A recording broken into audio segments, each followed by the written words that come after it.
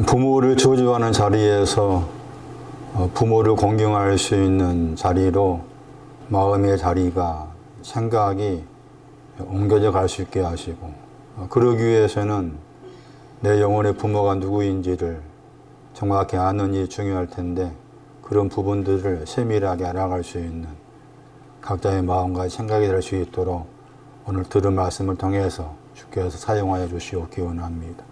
주 예수 그리스도의 이름으로 기도하옵나이다. 아멘.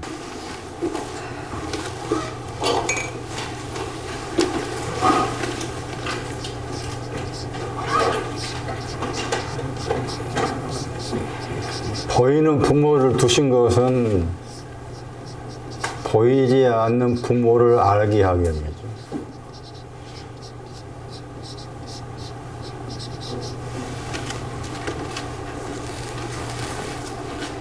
나의 부모를 하나님께서 보이게끔 두신 것은 저 부모를 통해서 보이지 않는 부모를 알아가라는 거예요. 보이는 부모가 목적이 아닌 거예요. 보이지 않는 부모를 알아가는 거예요. 두 분 중에 한 분이 돌아가셨어. 또 둘 다 돌아가셨어. 저희 아버지는 제가 50세 때 돌아가셨어요. 지금 이분은 살아계셔요. 두 분 다 돌아가셨다. 한 분 돌아가셨다. 무엇을 알라 하신 건가? 이 속에는 부모가 죽었냐는 거죠.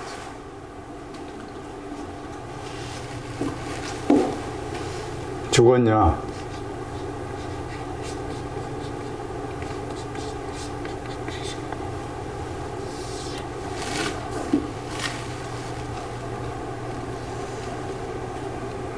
훈련시키는 거죠.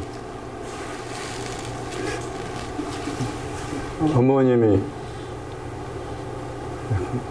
갈 때마다 이제 거의 대포에 대해서 하신 말씀, 빨리 죽고 싶은데 안 된다 하시고.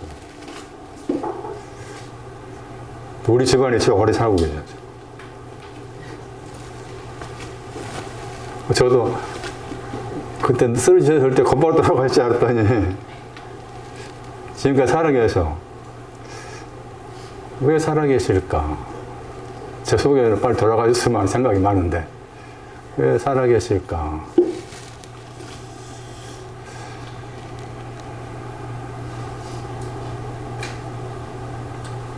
어머니를 더 알아라는 거지. 내 속에 있는 어머니. 그런 관점에 바라봐야 돼. 돌아가신 부모에 대해서. 죽었는데. 그럼 여기서 이제 죽어야 될 부모가 있잖아요. 죄악도 있었고, 죄악, 죄는 다 죽어야 되잖아. 아무리 해도 죽어야 되죠. 썩음, 아버지 썩음, 구덕이 어머니, 이거 죽어야 되잖아. 자꾸 그런 관점에서 보는 일이 중요하다. 부모를 통해, 부모님이 나에게 잘해주신 부모님이든, 또 나에게 별로 좋지 않게 하셨던 부모님이든 간에, 그 보이는 부모를 통해서 보이지 않는 부모를 알게 하기 위한 교육의 차원이다. 그렇게 자꾸 바라보는 눈이 필요하다. 그러니까 예를 들면은 아버지가 나한테 막 잘못을 내가 딸의 입장에서 아들의 입장에서 생각했을 때 아버지의 어떤 저런 행동이나 어머니의 행동이 좋지 않는 것을 왜 자꾸 이렇게 하실까라고 했을 때 그런 일을만 경험하고 했다면은 또 그것을 통해서 내 영혼의 부모를 알아가는 그런 관점에서 보는 눈이 필요하겠다는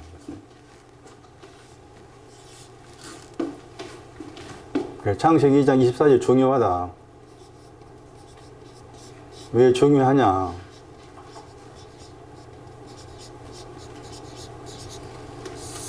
그리스도와 교회를 말합니다. 비밀이다, 비밀.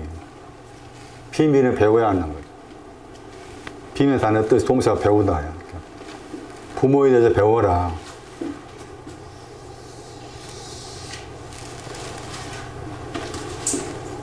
부모를 떠난다, 허락하다, 부모를 허락하다. 그러니까 이미 여기 말씀을 하셨을 때는 지금 먼저 아담이 이제 이슈가 되잖아요. 지어진 사람이 이슈가 되잖아요. 그 부모를 언급했잖아. 이미 아담은 알고 있다 그 말이죠. 부모가 누군지 알고 있었으니까 부모를 언급한 거지. 만약 부모를 알지 못했다면 떠나란 말이나 부모에 대한 말씀을 쓸 수 없는 거잖아요. 이미 알고 있었어. 부모가 누군지를. 그러니까 떠나라, 허락해라, 부모에 대해 허락해라, 맡겨라, 부모를 맡겨라. 그런데 이게 이제 반응이 이렇게 나왔어요. 부모를 저주했다.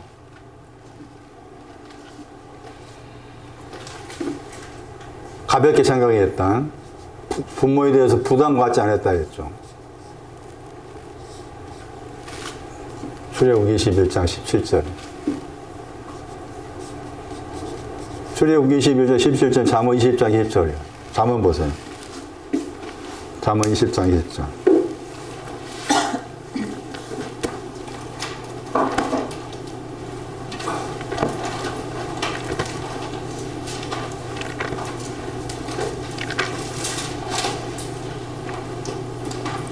자기 아비나 어미를 저주한다. 똑같이 나온 겁니다. 그 출애굽기 21장 17절하고. 근데 여기에서는 이 잠언 10장 20절 중요한 것이 부모에 대해서 부담 갖지 않다. 가볍게 생각한다. 하는 그 이제 신앙 위치가 나옵니다. 등불 가진 사람. 등불 가진 사람인데도 부모에 대해서 부담 갖지 않고 있어요. 등불. 그러니까 부모를 공경하는 것은 등불의 신앙을 뛰어넘어야 공경이 나오는 거예요.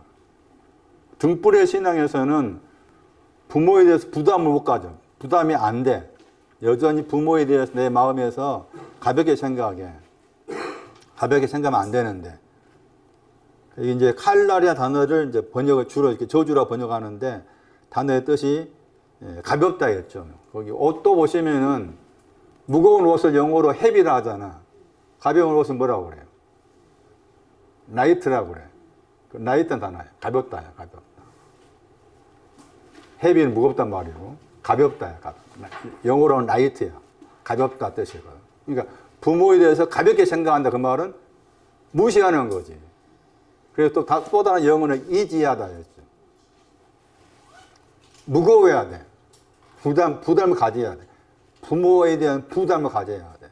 그런데 이 저주한다는 말은 부모에 대해서 부담 갖지 않는 거예요. 그것이 뭔가 하면 등불을 가졌다 그 말이에요. 등불을 가지고 있는데 또 여전히 부모에 대해서 저주하고 있는 거예요. 등불을 가지고 있는데. 그럼 이제 등불이 뭐냐는 거죠. 등불을 가지고 있다고 했고 등불이 나왔습니다. 그리고 거기 말씀에서 우리 번역 보시면은 유암이 흑암이에요. 흑암. 유암 중에 그랬죠. 유암이 나오고 유암이 흑암이라. 호색 그 흑암. 흑암은 애매함이었죠. 애매하다. 그렇게 생각하셔야 돼. 흑암 그거 나오면 애매해. 내가 아직도 말씀에 대해서 듣고 있는 부모에 대한 말씀 쭉 듣고 있잖아. 아직도 그 부모에 대한 말씀이 내 속에서 분명하지 않다 그 말은 애매한 거잖아. 아직 내 영혼이 뭐라 해요 그 말에. 흑암 가운데 있다 그 말이에요. 내 영혼이 흑암 가운데 있으니까 부모에 대한 말씀이 아직도 나에게 그러니까 빛같이 막 이렇게 오지 않아. 명료하게 오지 않아. 내 영혼이 아직도 흑암 가운데 있다는 거예요. 흑암이에요. 그런데 거기에서 아주 중요한 단어인데 중에 번역했잖아요. 아주 중요한 단어예요. 읽으면은 에시온 이렇게 읽어요. 이시온, 이숀, 에시온이 아니라 이숀 이렇게 읽어요. 이숀 그렇게 읽는데 그 밑에 거기 이제 영어 번역한 사람이 그 단어도 이 단어를 애매하다 단 썼어요. 그 단어가 애매하다예요. 이숀 밑에 있는 영어 단어가 애매하다 뜻도 들어있어요. 그러니까 이 단어가 중요한 게 여기에 이시가 들어있어요. 아주 중요해요. 그러니까 이시의 줄임말이야. 저 단어가 이숀이 이시의 줄임말 눈동자예요. 단어의 뜻이 눈동자. 그러니까 눈동자 살려서 번역해야 돼. 그러니까 흑암의 눈동자란 말이지. 흑암의 눈동자. 그런데 눈동자라고 했을 때 히브리 사전에 이 눈동자를 어떻게 번역했는가 하면은 눈 속에 있는 작은 사람이 나와요. 눈 속에 있는 작은 사람.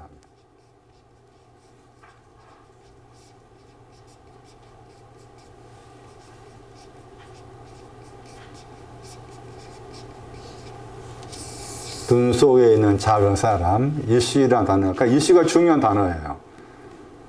부모를 떠난다고 관련해 나온 저 이시라는 단어가 사람 번역하기도 하고 또 남편 번역하기도 하고 그렇게 번역된 단어였고 저번에 말씀드렸던 것처럼 뭐 투사, 전사, 가치가 있다, 뭐 동의하다 그런 뜻을 가진 단어인데 이 단어가 눈동자와 연관된 단어다 하는 거죠. 그러니까 여기에서는 지금 흑암의 눈동자잖아. 야, 이 표현 보세요. 어떻게 흑암에 대해서 눈동자라는 설명을 썼을까? 흑암의 눈동자. 흑암의 눈동자. 다른 구절 참고하면 밤의 눈동자가 나와. 밤의 눈동자.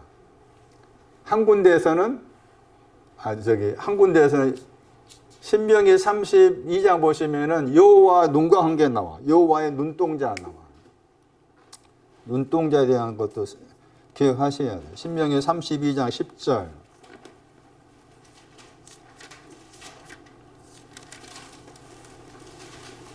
자기 눈이 눈동자예요. 눈이죠, 눈. 그 다음 동자 번역했죠. 번역 잘한 거지. 그러니까. 신명기 32장 10절의 뒷부분에, 이 책 뒷부분에 황무가 이렇게 광야라, 지가 땅이고 광야 땅 안에서 황무가 광야 땅 안에서 그 다음에 또 그 부르짖는 광야 했죠. 저게 토우야, 저게. 상세 1장 2절 말 혼돈이요, 혼돈. 이 밑에가 좀 바꿔 적어야 돼. 부르짖는 혼돈. 그러니까 광야와 혼돈이죠. 광야와 혼돈 가운데 있는데 여호와께서 만나셨다 하는 거예요. 만나셨다. 그를 만나셨다겠죠? 그가 바로 9절 말 야곱입니다. 야곱. 9절 말씀에 야곱. 여호와께서 그를 만나셨다면 찾았다 그 말이에요. 광야 안에 흑암 안에 있는데 여호와께서 야곱을 찾으셨다 하시고서 뭐 호위하시고 보호하시고 번역도 한다면은 지키셨다 했죠. 그 다음에 자기 눈동자 나오죠. 야곱이 여호와의 눈동자다. 눈동자 밑에 동자 밑에 보시면은 영어 번역 보시죠. 애플 썼죠. 사과인데 저게 이제 둥그렇다 의미가 있어가지고 동자가 되는 거예요. 그래서 이시라는 단어가 눈동자와 관련 단어구나. 부모를 허락하고 부모를 안다는 것은 처음에 여기 말씀에 의하면 흑암의 눈동자에 있다. 결국에는 여호와의 눈동자가 돼야 되잖아. 그 말하잖아요.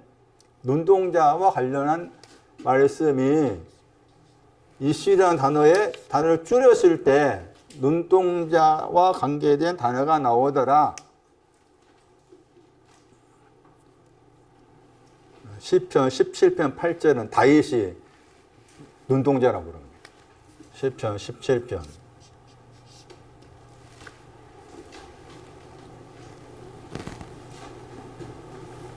8절의 말씀 보시죠. 여기 이제 신명기 32장 시편 말씀은 지금 눈동자가 긍정적 눈동자인데 잠언 말씀에 흑암의 눈동자, 밤의 눈동자 그렇게 눈동자를 흑암과 밤과 관계해서 사용했어요. 시편 17편 8절. 나를 지키신다겠죠. 나가 다윗이에요. 눈동자 같이 지키신다겠죠. 이때 눈동자가 종합 번역은 거기 눈하고 눈이 나오잖아. 시편 17편 8절에 눈이 나오죠. 뒤에 바트가 딸이잖아. 그러니까 눈의 딸의 눈동자가 된지. 눈의 딸의 눈동자. 그러니까 동자를 여기 시편 저자는 시편을 17편 쓴 사람은 예, 동자를 눈의 딸로 묘사한 거지. 눈의 딸의 동자 같이 지켜주세요. 그런데 그러기 위해서는 밤의 눈동자를 거쳐야 돼. 흑암의 눈동자를 거쳐서 저렇게 되는 거예요. 흑암의 눈동자. 그러니까 시편 10절 말씀에 다윗이 저렇게 말한 것은 내가 지금 밤의 눈동자 안에 있고 흑암의 눈동자 안에 있는데 여호와 하나님의 눈동자로 옮겨주세요. 그런 내용의 말씀이라 할 수 있는 거예요, 지금. 그런데 눈의 딸의 눈동자 이 표현도 아주 기가 막힌 표현이에요. 돌아와서 등불 가졌는데도 여전히 부모에 대해서 별로 중요하게 생각하지 않다. 등불의 신앙이 뭐냐는 거예요. 잠언 6장 보세요.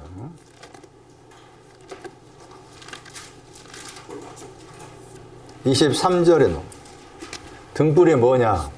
6장 23절 말씀에 계명을 말합니다. 계명. 잠언 6장 23절 말씀에 명령 번역했죠? 계명이라 하기도 하고 명령하기도 합니다. 명령이 등불이에요. 명령이 등불이고 그 다음에 율법 빛이라고 그랬죠. 명령은 등불이고 율법은 빛이다. 자, 여기서 등불과 관련해서 등장한 단어가 빛이죠. 등불이 먼저 나왔고 잠언 6장 3절 말씀입니다. 등불이 먼저 나왔고 그 등불은 계명이라고 그래. 계명의 말 약간 다르게 번역한 명령이야. 명령하다 하는 단어의 명사라. 계명이 명령하다. 그런데 그 명령하는 것은 등불이고 그 다음에 토라가 법이 1장 8절에서 어머니가 법이라고 했잖아.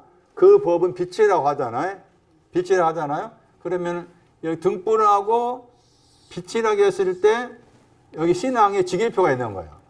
등불의 신앙이 더 낮고 빛의 신앙이 더 높은 거야. 그래서 그 유명한 구절이 있죠. 시편 119편 보시면 시편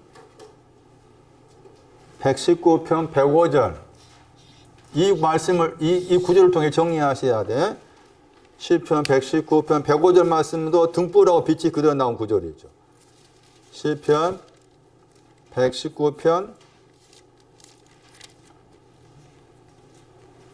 105절 말씀이 내 발에 뭐라고 했어요? 등불이라고 했죠. 말씀이 내 발에 등불입니다. 등불이 뭐라고 했어요? 잠언 아까 6장 20절 말씀에서 계명이라고 했죠. 명령, 계명이 그러니까 주의 말씀이 등불이라 그 말은 이때 주의 말씀 계명이라 그 말이죠.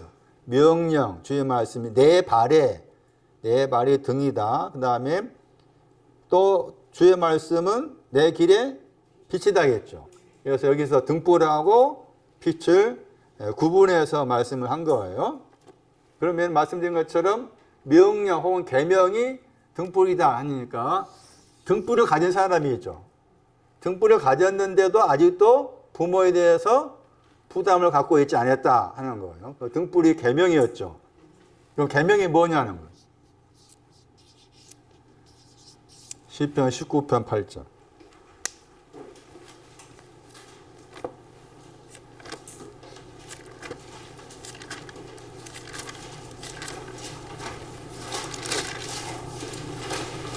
이 책은 9절입니다. 시편 19편 9절. 여호와의 계명이 나오죠. 계명, 명령 그 말이에요. 계명, 여호와 앞에 말씀은 교훈이 나오고 뒤에 말씀은 여호와의 계명, 여호와의 명령은 했죠. 뭐가 여호와의 계명이 뭐라 그 말이에요?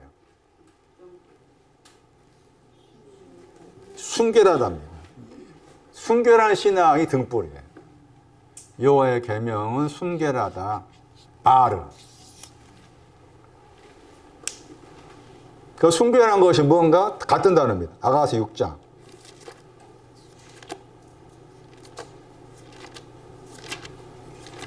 다니가 말했나? 해같이 막다요. 해같이 막다. 해같이 막다가 신앙이 등불이에요. 아가서 6장 8절 9절에 거기 바르가 나옵니다. 앞에는 귀에 여기다 있고 해같이 막다 같은 단어인데 막다 번역하고 귀하게 번역하고 다시 보세요. 아가서 6장.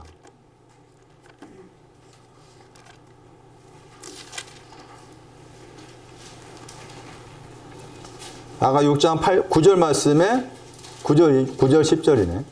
아가 6장 9절 말씀에서 귀중히 여기다. 저게 계명. 그 다음에 같은 단어가 아가 6장 10절 말씀에 아침 빛같이 아침 빛 새벽이 뚜렷하다. 달같이 아름답다. 해가 나왔죠. 해같이 막다. 저 단어입니다. 여기 있어요. 여기 있는 위치입니다. 등불의 신앙이.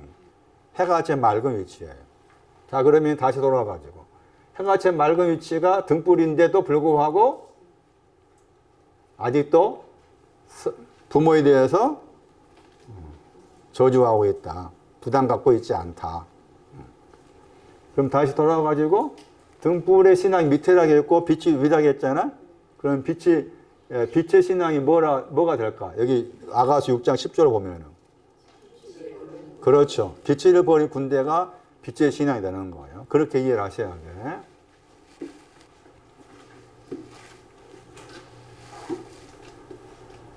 부모를 공경한다는 게 그리 빨리빨리 진행이 안 된다. 이런 과정을 지금 아주 엄밀하게 세밀하게 그게 지금 표현을 하고 있는 거예요.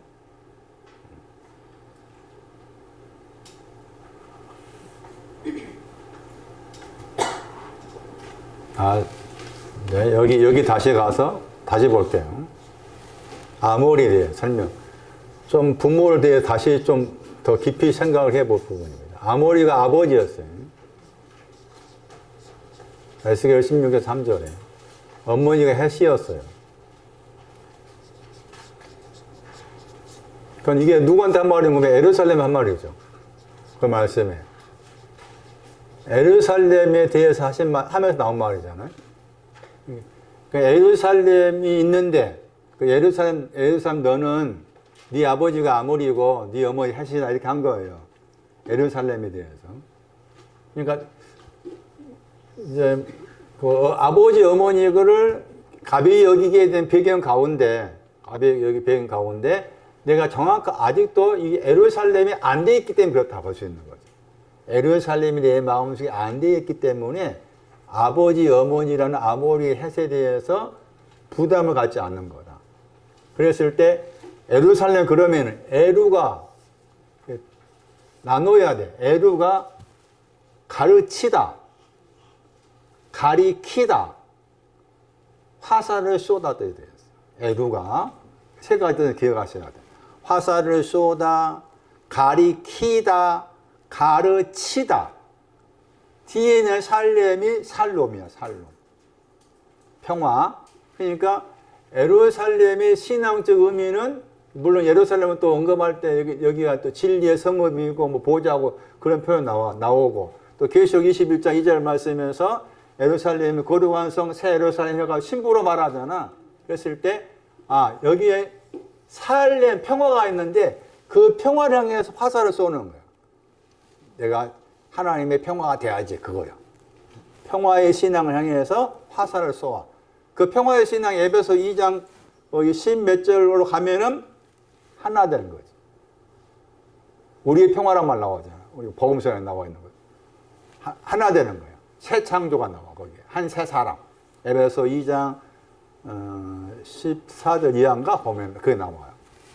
그래서 예루살렘의 신앙적 의미는 저쪽에 지리학적으로 예루살렘도 동예루살렘이 있고 서예루살렘이 있더라고. 또 거기에 보면은 뭐 유대인이 사는 지역, 저기 아모리가 아니고 어디 아르메니안이 사는 지역, 유대인이 사는 지역, 뭐 등등 이렇게 지역으로 나눠가지고 그렇게 하고 있더라고요. 그런데 평화를 향해서 화살을 쏘고다 그 말은 하나님과 평화를 원하는 사람이죠. 하나님과 평화를 원하는데 아버지인 아모리를 가지고 있고 어머니인 헷을 가지고 있는 거예요. 그런데 아모리라고 했을 단어의 뜻이 등산가, 눈에 띄다, 걸출하다, 탁월하다 이런 뜻을 가져요.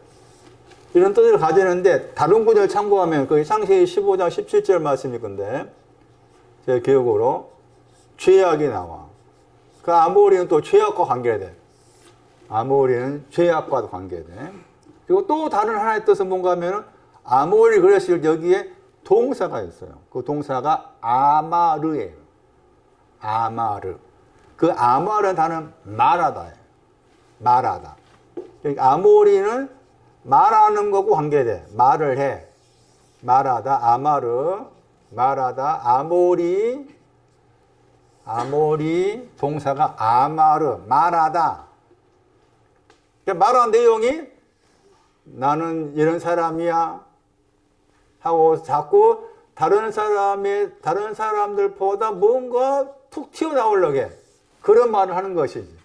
그런 뜻도 되지만 또 이 아마르가 이제 여호와께서 말하다 할 때 많이 사용이 되는데 여기 가면은 말한 내용이 나와. 이 경우도 아모리에 해당이 돼. 시편 14편 1절.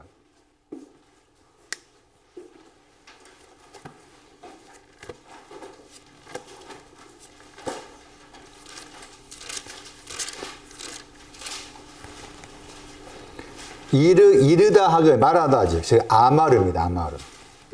어리석은 자가 말했죠. 이 경우도 내 영혼의 아버지가 아모리란 거죠. 내 영혼의 아버지가 아모리다. 말하다. 말을 하는데 어리석은 사람이 말합니다. 어리석다. 나발. 아비가일의 남편이 나발입니다. 그러니까 사무엘상 15장에 나와 있는 그 사건에서 물론 문자적으로 아비가일의 남편이 나발이었지만 상징적으로 생각했을 때 다윗을 만나기 전에 아비가일은 어리석음이란 남편을 가지고 있었다 이렇게 되는 거예요. 그러니까 문자적으로 남편이 나발이 이름이 뜨시면서 동시에 상징성이 있는 거예요. 다윗을 만나기 전에 아비가일은 나발이라는 어리석은 사람이 자기 영혼의 남편이었던 거지. 근데 그건 이제 그 남편을 이제 버리잖아. 남편을 버려야 맞죠. 여기서 그러니까 어리석은 사람이 말을 하는 거예요. 뭐라 말하고는 마음에 말해요. 마음 안에서 말하기. 하나님이 없다는 거죠.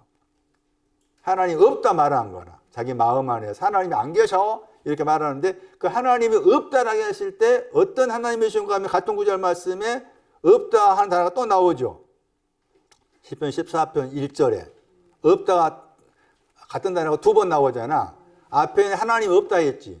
뒤에는 뭐라? 행한다 만들다. 선을 만든 적 없다 이렇게 되는 거잖아. 그러면 이 하나님 어떤 하나님이야? 그렇지. 내 안에다가 선을 만드신 하나님이야. 내 안에다가 선을 만드신 하나님이 없다. 이 사람이 아모리입니다. 나발이고. 그러면은 여기서 선은 뭘까라고 했을 때 나발의 신앙을 찾아가야 봐. 나발이 어리석다 했을 때 어리석은 이 사람의 신앙의 위치가 어딘가 하면은 동사가 나와. 신명기 32장에 나와. 신명기 32장 15절하고 신명기 32장 15절 말씀에 나발 어리석다 단어에 동사가 나와요. 신명기 32장 15절 보세요. 아비가일의 영혼의 남편인 나발은 어떤 사람이었느냐? 신명기 32장 15절.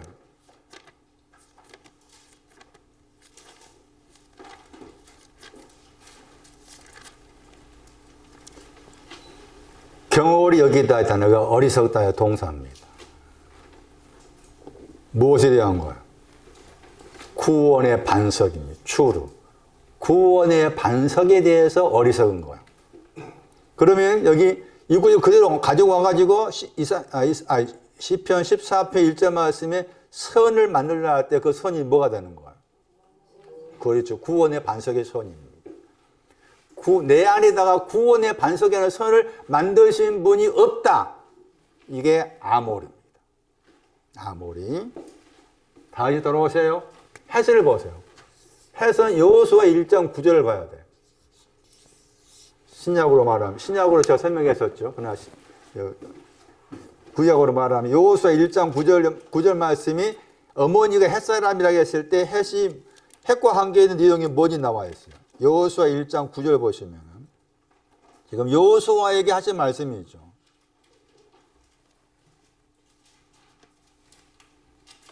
여호수아에게 하신 말씀이에요. 그 말이 중요해요. 1절 보시면 여호와의 종 모세가 죽은 후에 여호와께서 모세의 시종 눈의 아들 여호수아에게 일러 가라사대 그랬죠. 그러니까 여호수아에게 하신 말씀이라. 여호수아에게 강하고 담대하라 그 유명한 그 말씀 하신 거예요. 여호수아에게. 대부분이 성경을 잘못 해석한 경우가 이런 경우잖아. 새해가 되면은 이렇게 이 구절을 가지고 말할 수 있잖아. 금년 한 해에는 강하고 담대하자 이렇게 할 수 있겠잖아요. 그런데 항상 누구에게 말씀했느냐가 중요하잖아. 에베소서는 에베소서 말씀을 에베소서, 갈라디아서 등등 편지마다 누구를 향해서 하신 말씀이가 딱 앞에 적어놨잖아. 그리고 딱 그 떼버리고 편지라고 했을 때 편지가 뭐였어요?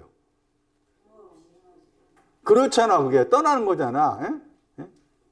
타소 무질서가 없는데 떠나는 거 그게 편지야. 그게. 그러니까 모든 바울의 서신은 떠나는 거지. 질서가 없는 데서 멜기세의 반차가 없는 데 떠나라 하는 거이 바울 서신에 밑바닥에 깔려 있는 거야. 깔려 있어. 그런 것처럼 그러니까 수신자가 어떤 사람인가를 분명히 두고서 쓴 거잖아. 그러면 내가 바울 서신을 내 것으로 삼으려면 내가 뭐가 돼야 돼? 수신자의 신앙의 자리를 가져야 되잖아. 그러듯이 여기 말씀에도 여호수아에게 하신 말씀이에요. 그럼 여호수아는 역사적으로 여호수아이지. 동시에 현재 여기서 여호수아 누굴까? 다 자기를 하잖아. 자기를 하잖아. 그러니까 나한테 하신 말씀이라서 강하고 담대하자 하잖아? 아니지. 여호수아 이름이 뭐예요? 여호와께서 구원하시다야. 구원을 원하는 사람이 지금 여기서 여호수아라. 나를 구원해 주세요. 그 마음을 가진 사람이 지금 여기서 여호수아야. 그 사람에게 하는 말이야. 강하고 담대하라. 그 사람에게. 그 말이 중요한 거야. 그 말이. 아무나 안 해. 아무나 전도가 그게 성경만 전도가 아니니까 아무나 아니라 그 말이지. 그래서 강하고 담대하라가 나와야죠. 여기 1.9에 강하고 담대하라 했잖아요. 그 다음에 두려워 말라 나오죠. 그 넘겨서 거기 번역에 놀라다 번역했죠. 저 단어입니다. 저게 헷입니다. 헷. 그러면 놀라지 말라라고 했을 때 앞에 말씀에서 강하여라, 카자크, 담대하라, 아마치 했잖아. 그리고 나서 부정을 이야기했지. 아마치 신앙을 말합니다. 아마치 신앙이 없는 것이 어머니 햇사람이에요. 아마치 신앙이 없는 것이 어머니 햇사람. 그러면 이 강하다, 담대하다 단어가 같이 곁들여서 나온 경우가 여러 번 나오잖아. 그랬을 때 강한 신앙하고 담대한 신앙을 이해하려면은 시간이 6장 가야 돼. 말을 빨리 떠올려야 돼. 말을. 마지막 말이 건장한 말이잖아. 아마추잖아. 그러면은 강한 것은 뭐가 되겠어? 어른기도 강한 거 되고, 그 다음에 흰말. 거기다 강한 쪽이 속하지. 그렇게 보라 그 말이지. 아마추 신앙, 아마추랑 저 단어가 나오면은 말로 가야 된다. 시간 6장 나와 있는 네 가지 말로 가서 그렇게 봐야 되고, 아마치하고 강하다 신앙하고 담대한 신앙 분명한 지기표가 있다는 사실을 말해 주고 있고, 그래서 아직 건장한 말이 안 돼 있는 거예요. 그게 햇사람이에요. 건장한 말이 안 돼 있어. 그 건장한 말이 돼야만이 이제 햇의 딱지를 떼는 거다. 그 다음에 욥기서 17장을 다시 보세요. 욥기 17장 14절 말씀에 구더기하고 썩음,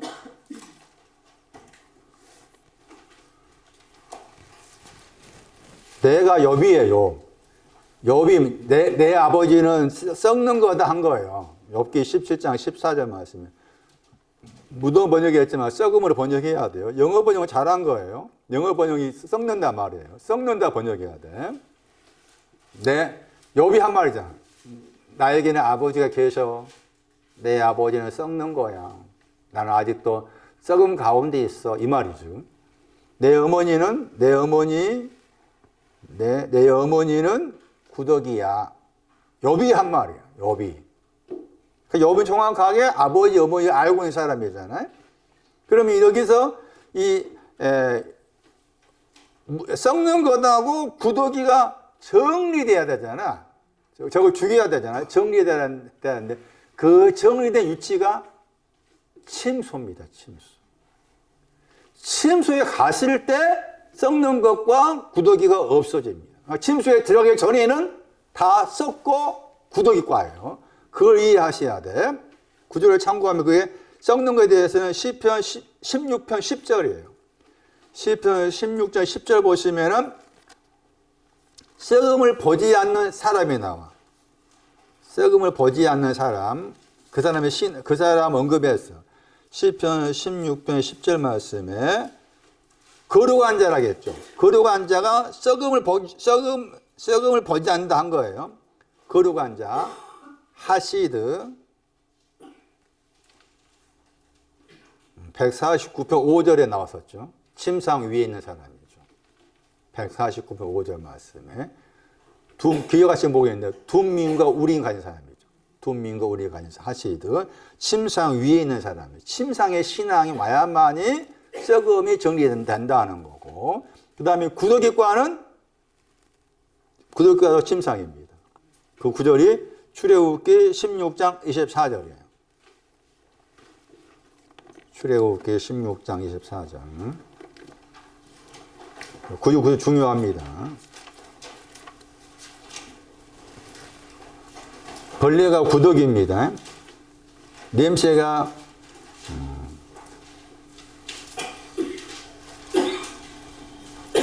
좋은 포도나무의 반대말이에요. 들포도. 냄새 난다 단어가 들포도. 이사야 5장 2절이었고. 벌레가 구더기입니다.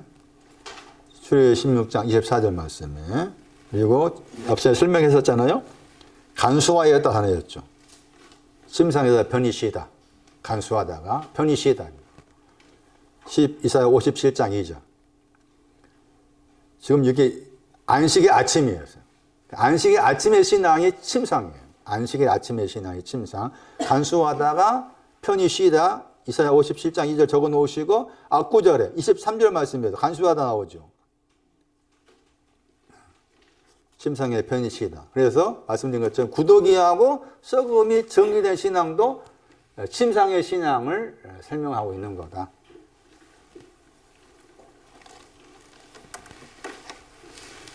그리고 여기서 지금 잠언 20장 갔잖아요. 그 다음에 출애굽기 20장 12절에 공경하다였어요. 부모를 공경하다. 신명기에서 5장에 나와요. 신명기 5장 16절. 그 다음에 에베소 6장 2절 3절이 부모를 공경하다요. 신명기 5장 16절. 부모를 공경하다. 신명기에서 5장 16절.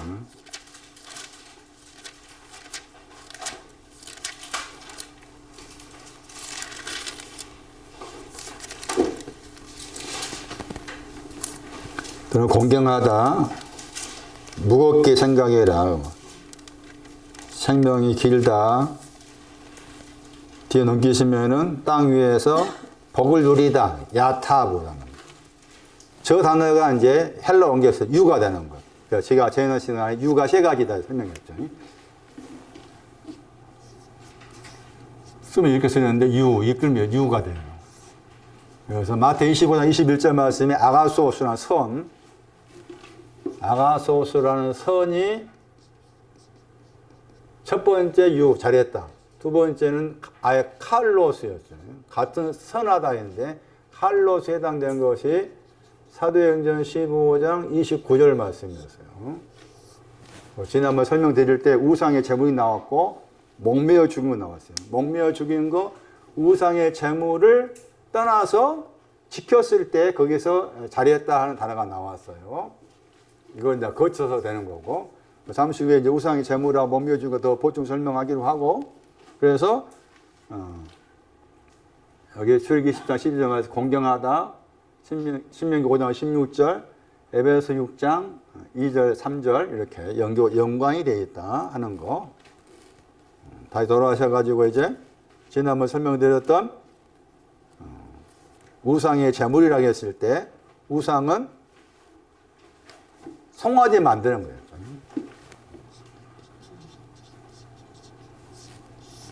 광야 교회였습니다. 광야 교회인데 송아지를 만드는 것이 우상이다. 그러니까 이제 내일모레 설인데 이제 지금은 그런 것이 많이 부조가 없어졌는데 그러니까 설이 되면 또 제사를 지내고 그러잖아요.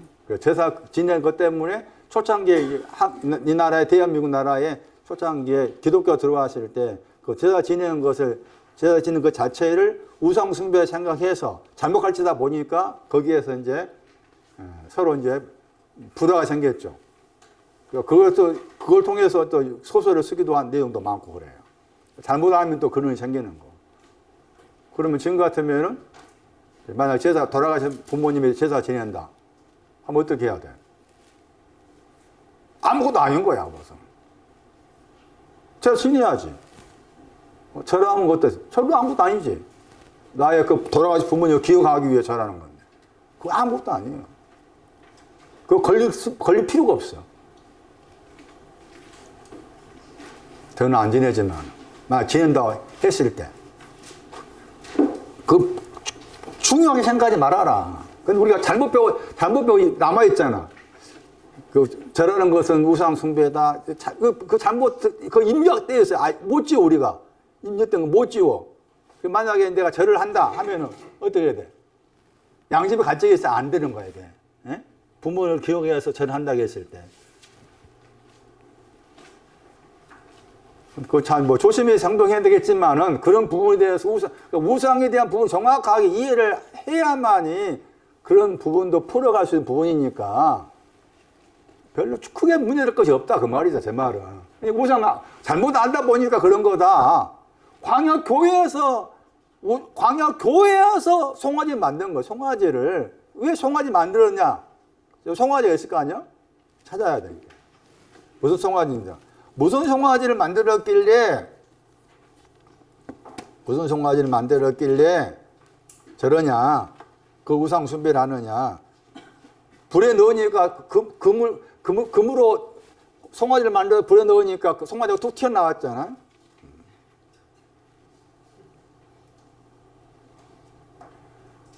송아지.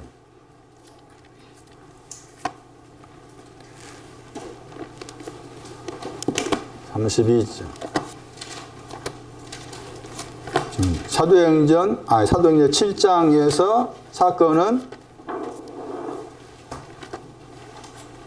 사도행전 7장이었죠. 에레미야 31장 18절입니다. 이 구절을 기억하셔야 돼요. 에레미야 31장 18절을 가지고 있는 게 우상이다, 그 말입니다. 송아지가 우상의 제물이었어요. 그러니까 송아지 내용이 나옵니다. 에레미야 31장. 이게 우상입니다. 내 안에도 있을 수 있어요. 내 속에 있는 우상. 찾아보세요. 에레미야 31장 18장.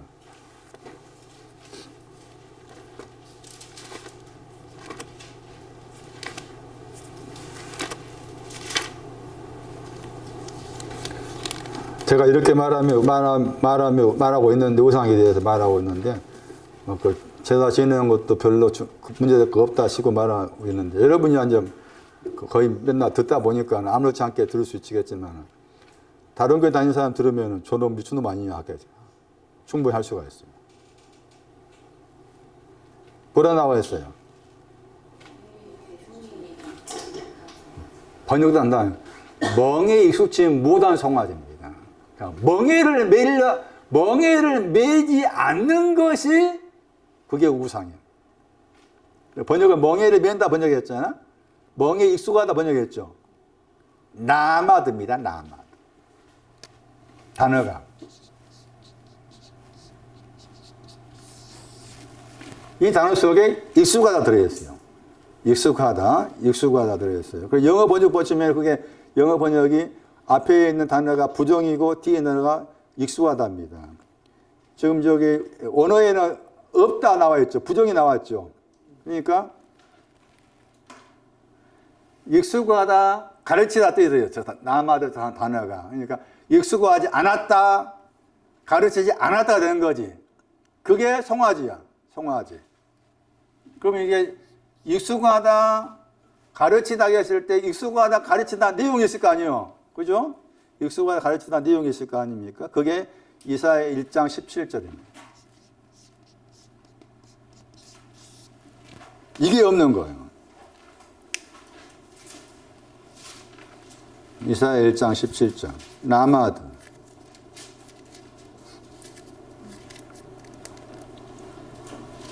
배우다 번역했죠. 배우다, 가르치다, 익숙하다 그렇게 번역 단어입니다. 배우다 번역했죠. 이사야 1장 17절 말씀에 배우다겠죠. 뭘 배우는 거예요? 번역을 선행이다 번역했잖아. 야타브. 창세기 4장에 나와 있는 아벨의 신앙 야타브. 가인은 없었다. 야타브가 까침에 어디 나왔었어요? 신명기 5장에 나왔죠. 신명기 5장 16절 말씀에 나왔어요. 야타브가. 그러니까 선을 행하다. 이제 선을 행하는 걸 배워야 되는데 선을 행하는 걸 배우지 않는 것이 우상인 거다. 그 말이지. 야타브가 없는 거. 선을 행하다. 그런데 선을 행하는 게 선을 행하다가 히브리 야타브예요. 야타브 읽으면은 이게 두 가지예요. 눕기 3장 10절에 나와. 처음 것이 있고 나중 것이 있어. 눕기 3장 10절에. 그 눕기 3장 1절에 의하면은 뒤에 것이 안식이야, 안식. 그러니까 안식의 신앙이 오기 전에도 선을 행하다가 있는데, 그렇게 기억하실 필요가 있고, 어쨌든, 선을 행하는 것을 배워야 된다. 선을 행하는 걸 가르쳐야 된다. 선을 행하는 저 신앙에 대해서 익숙해져야 되는데, 익숙하지 않는 거다. 그게 송아지라는 우상이다. 송아지라는 우상. 어디에 왔을 때? 광야에 왔으니, 광야에 산 거잖아. 그러니까, 광야까지 온 사람은 이걸 배워야 돼. 선을 행하는 신앙이 뭔지를. 이걸 배워야 되는데 이걸 배우지 않은 거예요. 출애굽기 32장 말씀에서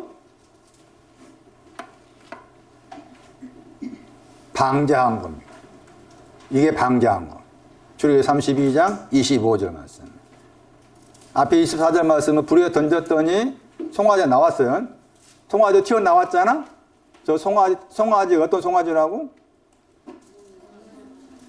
선을 향하는 것을 배우지 않은 송아지가 튀어나왔어요. 그러니까 말합니다. 모세가 말하죠. 32장 출애굽기 32장 25절 말씀에 방자하다. 방자한 것이 또한 우상과 관계돼. 방자하다. 이 단어 재미있어. 파라라는 단어. 읽으면 파라. 기억하시는가 모르겠네. 바로 속에 들어있습니다. 바로. 굉장히 중요해요. 저는 에스겔 32장 2절 보고서 애굽왕 바로에 대한 내 나름대로 세웠던 그 관이 깨져버렸어요. 카파르 신앙. 젊은 사자. 바로가. 이 바로 속에 있어요. 파라. 바로는 방자한 사람. 그럼 방자하다고 했을 때 방자한 것이 뭐냐? 이게 잠언 말씀에 여러 군데 나와요. 방자하다가 잠언 말씀에 잠언 1장 25절, 잠언 13장 18절 보실래요? 방자하다. 잠언 13장 18절. 우상 숭배, 우상의 제물, 우상이 뭐냐? 방자한 거다. 뭐가 방자한 거냐? 잠언 13장 18절. 잠언 13장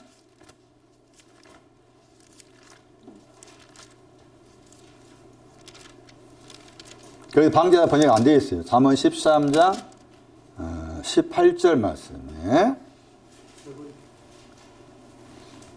훈계를 저버리다죠. 훈계를 저버리다. 훈계를 저버리는 거예요. 그게 방자한 거예요. 우상이 송아지는 훈계를 저버리는 거예요. 훈계가 필요한데, 훈계가 뭐였어요?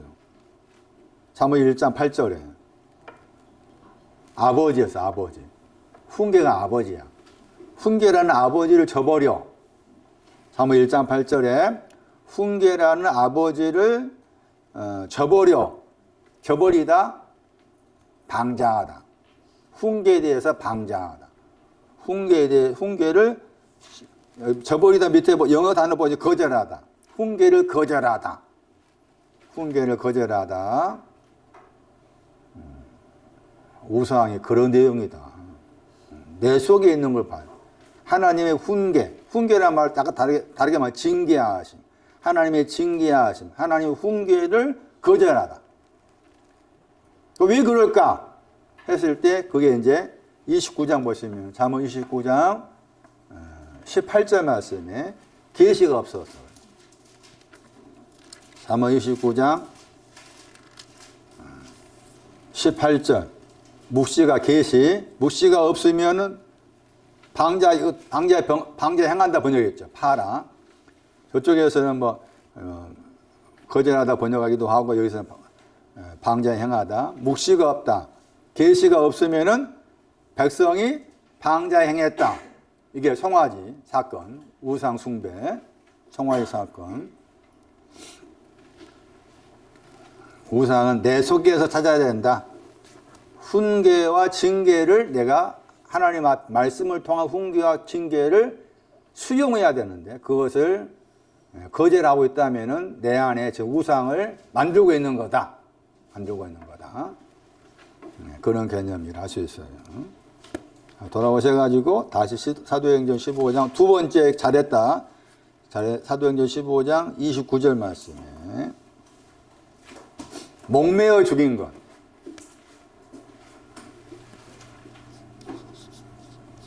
목매어 죽인 것도 뭘 이해해야 돼?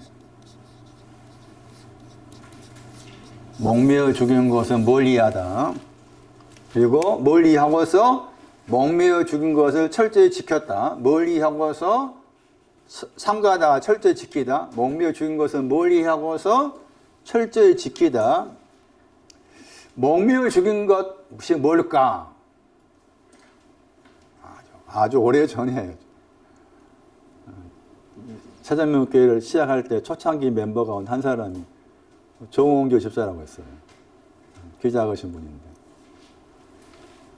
그분이 저한테 그때 전도사가 목사가 모르겠네. 목매어 죽인 것이 뭐냐 물어보더라고. 지금도 기억나. 그때 그분이 목매어 죽인 것이 나름대로 뭔가를 알고서 물어본 것이었는지 모르니까 알려고 물어봤는지 그건 잘 분간이 안 돼요. 그때 제가 생각한 목매어 죽인 것은 개 죽일 때 목매어 죽이잖아요.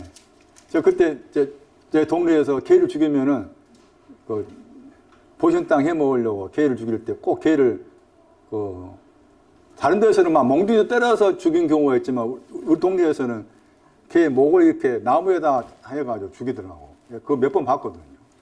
그래서 목매어 죽인 게 아마 그렇게 동물을 목매어 죽인 걸로 생각한 거라.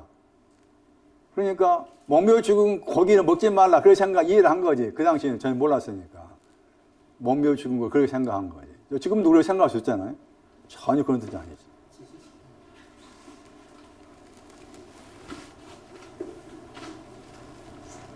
마태 13장 22.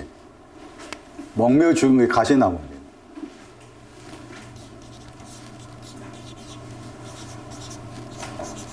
먼저 마태 13장 22절 보세요.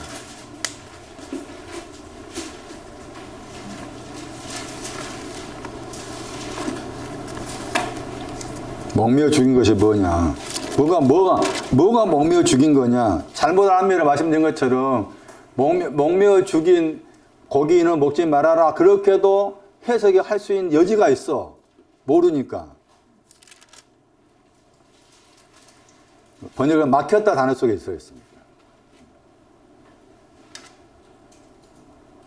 마태 13장 22절 말씀. 막혔다 번역될 저 단어 속에 목묘 죽였다 들었다니까. 그럼 뭐가 지금 막혔다 하는 거, 목묘 죽인 거에 뭐가 되는 거예요? 목묘 죽이니까 열매 맺지 못하죠. 열매 맺지 못하죠. 가시나무죠. 가시나무.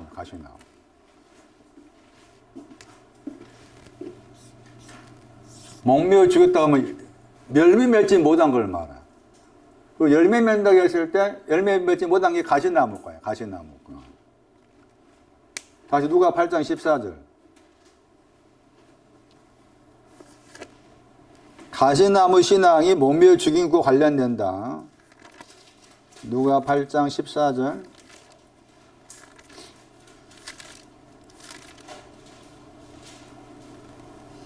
거기서 기운이 막혔다 번역했죠. 기운이 막혔다.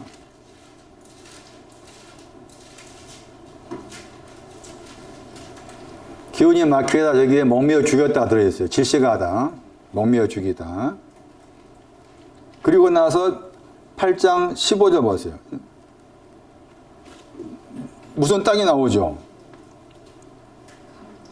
칼로스죠. 좋은 땅이죠.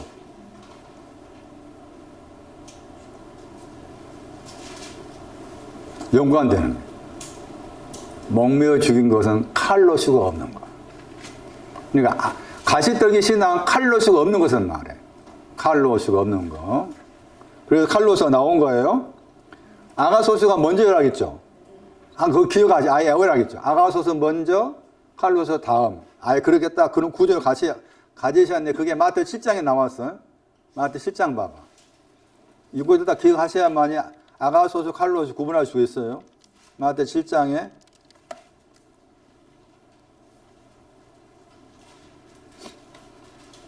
17절 좋은 나무가 나오죠. 좋은 나무잖아. 아가소스야. 아가소스 그러면 다시 잘했다. 작은 거 충성하다. 달란 남긴 거 다 그게 아가소스고 그 다음에 칼로스 나오죠. 열매가 나오잖아. 그러니까 아가소스 나무가 먼저고 그 다음에 열매과는 즉 칼로스를 포함해서 열매가 나오는 거예요. 칼로스 포함해서. 그러니까 아가소스하고 똑같이 번역할 때 둘 다 선하다. 영어로 번역하면 다 굿이야, 굿. 영어로 번역하면은 여기에서는 여기도 굿 번역했네. 그렇죠. 아가소스도 굿, 선하다, 좋다. 칼로스도 굿, 선하다 하는 건데 지계표가 있다. 아가소스과는 적은 죄를 사함받는 쪽. 칼로스는 많은 죄를 사함받은 거. 그렇게 많은 죄를 사함받은 쪽이 칼로스에 해당되는데 목묘에 죽인 것도 많은 죄. 그렇게 되는 거죠. 우상의 제물도 많은 죄. 500단을 빚진 거. 다 그게 목묘에 죽인 거, 우상의 제물, 다 그렇게 관련되는 것이에요.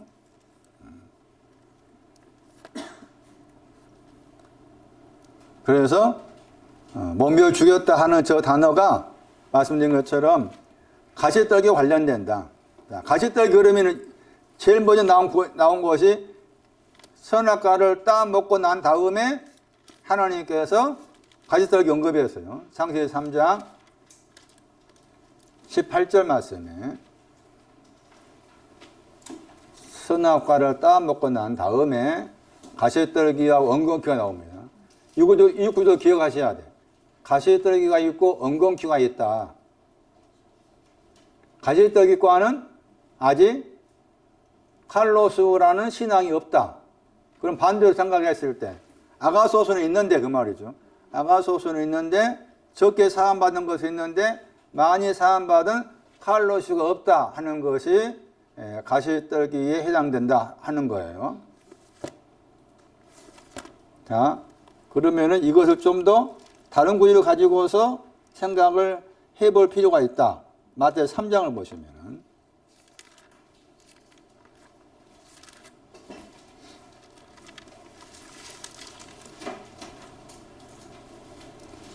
마태 3장 10절 보세요.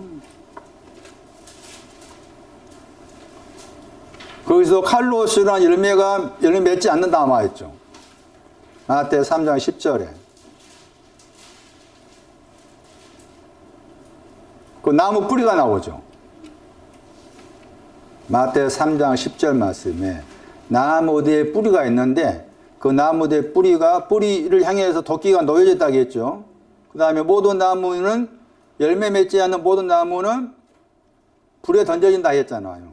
그러니까 열매 맺는다 하는 것의 그 열매가 칼로스라 열매죠. 칼로스라 열매는 우상 제물 목매어 죽인 것이 보다 더 많은 죄들인데 그것을 사함받은 쪽이 칼로스였어요. 그럼 여기 말씀에서 나무가 등장했잖아. 아까 마태 7장 17절 말씀에서 나무가 나왔죠. 그 나무가 선한 나무였잖아. 아가소스였잖아. 여기도 아가소스 나무예요. 여기도 아가소스란 나무의 뿌리라. 그러면은 이 말씀을 듣는 이 말씀이 누구한테 한 말인가 하면은 누구한테 한 말이에요? 7절 말씀에 사두개인하고 바리새인한테 한 말이야. 그러니까 사두개인과 바리새인은 어땠다 그 말이에요. 아가소스를 가지고 있는 사람이야. 아가소스라는 나무를 가지고 있는데 아직 칼로스나 열매를 맺지 못한 경우를 말해. 그렇게 봐야 돼, 이 말씀이.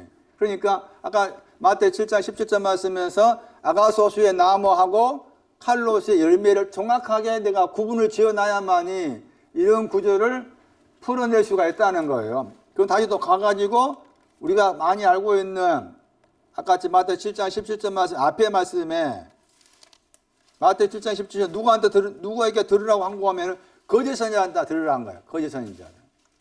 마태 7장 15절에 거짓 선지자들이 나왔고 그 거짓 선지자 관계해서 지금 아가소스 나무하고 칼로스 나무가 나온 거잖아요. 그러면 이 거짓 선지자는 어떤 사람인가 하면은 아가소스에 있는 사람이에요. 칼로스는 열매가 없는 사람이고. 그렇게 이해하셔야 돼. 왜냐하면 열매로 안다고 했잖아. 거기 나오잖아. 7장 16절 말씀에. 열매로 알지다. 이렇게 나와 있어요. 그 열매라고 했을 때 말한 것처럼 칼로스가 보다 더 많은 죄를 사함받은 내용이 칼로스에 해당된 신앙의 내용이었는데 거짓 선지자의 경우는 아직 그는 칼로스 신앙이 오지 않았다. 그래서 거짓 선지자 연관해서 그 선한 나무, 선한 열매의 말씀이 그렇게 등장을 한 것이다.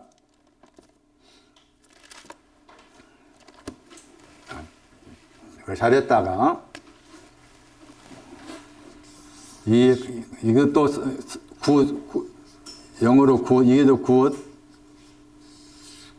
차이가 있다. 그게 이제 마태 25장 21절이었어요. 이렇게 작은 죄가 사함받은 것, 탕감받은 것, 보다 더 많은 죄들이 탕감받은 것을 이렇게 설명했다. 여기 해당된 것이 목매어 죽인 것, 그 다음에 우상 제물, 이게 다 많다, 여기까지 속한 거였다. 많다, 여기까지 속한 거였다. 달란트 남긴 것은 작은 것을 탕감받은 거. 자, 한 군데 더 보시면은 제가 요한복음 1장 11절, 12절 설명할 때 다시 돌아가셔가지고 마태 25장 말씀에 자기 종, 자기의 능력을 따라서 할 때 그 자기란 단어, 자기 자신 했을 때 명사가 무식하다. 요한복음 1장 11절에 자기 땅에 오매 영접하지 않았다. 무식한 사람들 속으로 왔는데도 영접하지 않았다.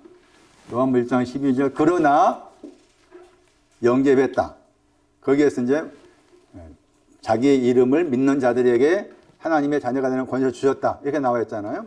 여기는 11절 영접하지 않았다. 12절 영접했다. 했을 때 왜 11절은 영접하지 못했을까? 왜 12절 영접했을까? 라고 했을 때 풀어낼 수 있는 힌트된 단어가 무식하다는 거죠. 11절은 무식한 가운데 있기 때문에 영접하지 못했고 12절 말씀은 그 무식을 깨는 거야. 그러니까 그의 이름을 믿는 자들에게 했을 때 그를 믿는 게 지금 무식을 깨는 거야. 무식을 깨는 거.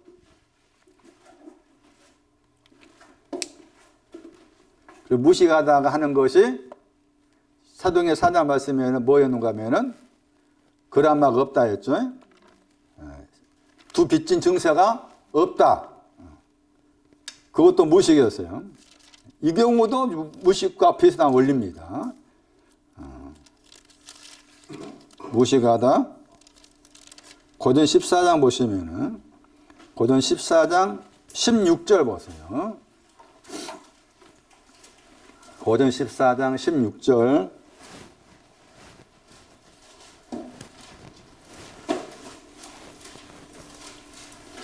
내가 축복할 때 너가 축복할 때 축복하다 저기에 또 유가 들어있습니다. 잘했다 더하기 말하다 이게 축복이에요. 그 잘했다가 지금 세 가지를 반드시 기억해야만이 잘했다를 말한다 했을 때 그 1번에 잘했다를 말한 것인지 2번에 잘했다를 말한 것인지 3번이 이제 에베 6장 3절이었잖아요. 3번에 잘했다를 말한 것인지를 생각을 해야 돼. 근데 거기에서 그 영으로 잘했다를 말할 때 무시가 나오죠. 토포스가 무식한 위치, 무식한 자리에 있다가 충만하다. 무식한 자리에 충만한 자, 무식에 충만했다고 말입니다. 무식한 그 위치에 충만해 있습니다. 무식한 위치에 충만해 있는 사람이 뭘 하겠어요? 너가 축복할 너의 뭐에 대해서? 고전 14장 16절에 너가 축복했잖아. 그 다음 너가 축복한다고 할 때 축복하다 단어를 헬라어로 분해하면 잘했다 하게 말하다 하겠죠. 그 축복한다고 하면 했을 때 너의 감사가 나오죠. 너의 감사가 축복이잖아. 그렇지. 여기서는 너가 축복한다고 했을 때 너의 축복의 내용이 감사야. 그 너의 감사에 대해서 무식한 사람이 아멘 한다고 해서 안 한다고 했어. 아멘은 못 하잖아. 에? 무식한 사람이 아멘을 못 해.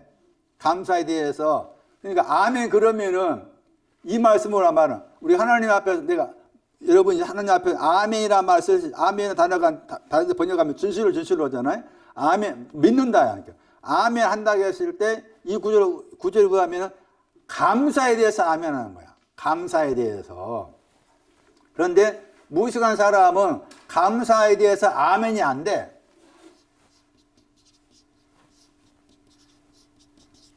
여기서는 감사하다고 축복하다 같이 봤다. 감사하다 여기에도 이유가 있습니다. 잘했다가 했어요. 그거 나눠야 돼.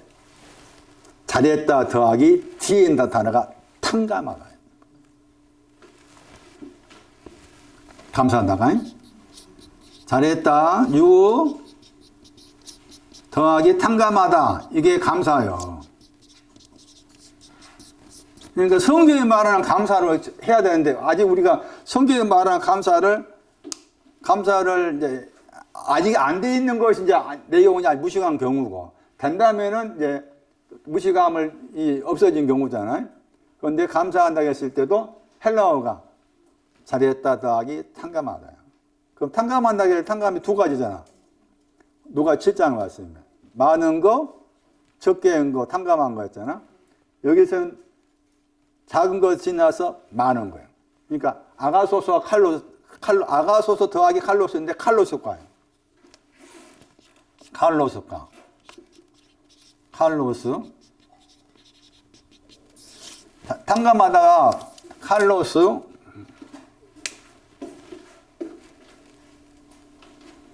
왜 그렇게 해석할 수 있는가 하면은, 아가소스 작은 것을 잘했다. 그걸 지나서 많은 것에 대해서, 보다 더 많은 것에 대해서 잘했다 하는 것이 여기에서 감사하다. 왜 그렇게 작은 것이 아닌 많은 것으로 해석할 수 있느냐? 무슨이나 저탄다 그렇습니다. T라는 단어. T. 무슨 그랬잖아? 더 T가 마태복음 47절이에요. 보다 더 많다.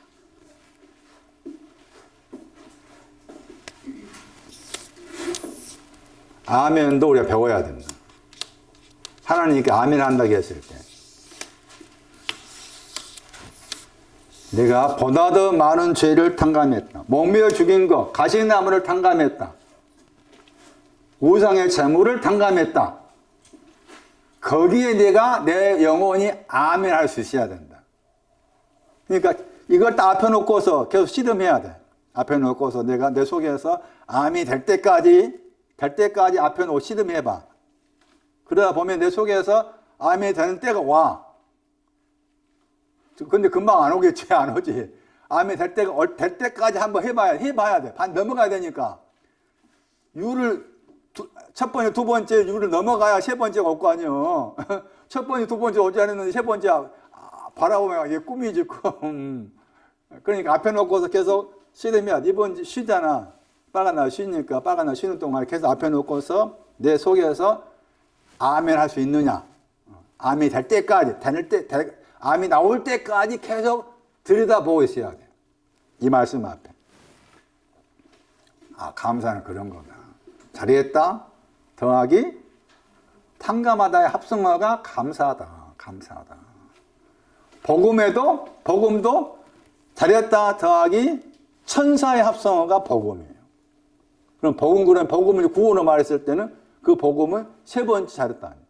그러니까 잘했다의 생각을 정확하게 알아야만이 감사가 뭔지 복음이 뭔지를 알 수가 있는 거지. 그러니까 복음 그러는데 복음에도 잘했다가 세 가지가 들어있는 거 관계된 단어가 나오니까 잘했다에다가 더하기 천사의 합성어가 복음에 다르니까. 그 복음은 아무나한테 해당이 안 되는 거잖아. 아무나에게. 그래서 이 단어가 중요하다. 잘했다는 유라는 단어가 굉장히 중요하다. 여러 군데 나와, 여러 군데. 로마 12장 1절 말씀입니다. 하나님께서 기뻐하시는 거룩한 산자에서 드려야겠잖아? 거기에는 유가 기뻐하신 나 속에 유가 있어. 하나님 기뻐하시는 거룩한 산자가 뭐냐? 유가 뭔지 찾아내야만 알 수가 있는 거지. 얼마나 중요해. 굉장히 중요한 거. 저는, 공부하면서, 이거, 참, 속된 말로, 큰 건을 내가 건졌네. 속으로. 큰 건을 건졌구나. 이런 차이가 있는 걸 내가 이제야 알겠네. 이제야 좀 알겠네. 많이 아니고, 이제야 좀 알겠다. 그렇구나. 잘했다는 게 이런 의미가 있구나.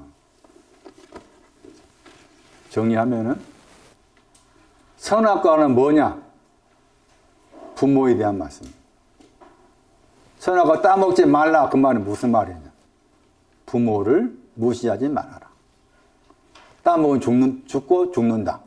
그게 죽고 죽는다가 출애굽 21장에 여기 나왔었잖아요. 이 구절로 생각해야 된다. 부모를 무시하는, 저주하는 자는 죽고 죽는다. 같은 모세가 쓴 성경에서 창시 3장에서 죽고 죽는다 두 번 썼는데 여기 왔었다. 연결해서 생각했을 때 선악과는 부모에 대한 말씀입니다. 잠언 1장 8절 아버지는 훈계, 어머니는 율법. 6장 넘어가면은 또 아버지는 계명, 어머니는 율법. 그러니까 율법 그러면 또 이게 잘못 생각한 경우가 너무 많아요.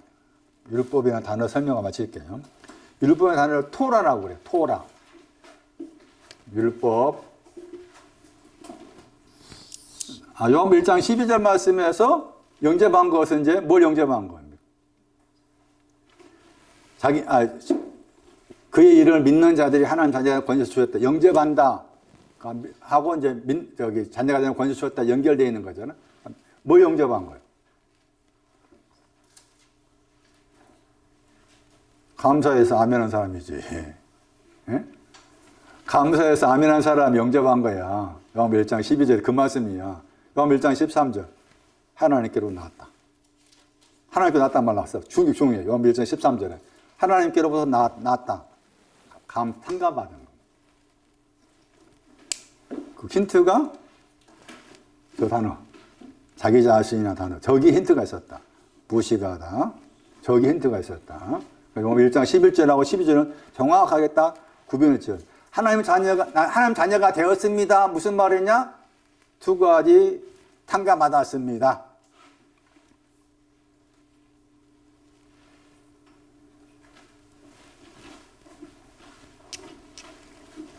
뭐 하다가 율법에 대해 설명한다겠죠. 율법이라는 단어는 가르치다 들어있어요. 율법은 가르치는 것은 말해. 그거 잘 알아요. 신약에도 율법의 단어가 나오잖아. 그것도 구약이 단어로 이해를 하셔야 돼. 가르치다. 율법의 단어는 가르치다 뜻이 들어있다. 토라, 가르치다. 가르친다고 했을 때 뭘 가르치냐 그 말이잖아요. 잠언 4장에 나와요. 잠언 말씀에 잠언 1장 8절에 율법을 어머니라 했기 때문에 잠언 말씀에서 가르친다고 했을 때 잠언 4장 4절 아버지가 내가 가르쳤다 나오죠. 거기는 아버지라 썼잖아요. 잠언 4장 가르치다는 야라 토라의 동사입니다. 야라 가르치다. 잠언 4장 4절에 가르치다. 뭘 가르친가 보세요. 내 말씀 마음에 두어라. 그 다음에 내 명령을 지켜라. 명령가 뭐였어요? 등불이었잖아요. 해같이 맑은 거였잖아요. 그거 지켜라. 가르치는 것. 가르치다가 토라에 대한 율법이라는 의미다. 3장 11절, 4장 11절. 지혜로운 길로 가르쳤다. 정직한 척경으로 인도하였고 지혜로운 길로 가르치다. 지혜의 길로 가르치다. 잠언 4장 11절 가르치다. 잠언 4장 4절 가르치다. 저 가르치다 단어가 4장 4절하고 4장 11절에 나오는데 율법이 뭐냐? 가르치는 거. 그러니까 무슨 내용 가르치나? 앞에 말씀에 계명을 가르치다. 지혜의 길을 가르치다. 그것을 어머니라고 그런다. 율법이라고 그런다. 다음 시간에 계속하겠습니다. 여기까지 하겠습니다. 보이는 부모를 통해서 보이지 않는 부모를 알아갈 수 있는 각자의 마음이 되게 하시고 내 영혼의 부모를 정확히 알고 그 부모를 향해서 내 자신을 맡길 수 있는 그런 마음들이 자꾸 생겨날 수 있도록 도와주시옵고 들은 말씀의 내용처럼 감사에 대해서 아멘이 올 때까지 감사라는 그 단어 앞에 설 수 있는 그런 생각과 마음이 집중될 수 있도록 주께서 도우시옵소서. 주께 귀한 거 드렸습니다. 주 예수 그리스도의 이름으로 기도드리옵나이다. 아멘.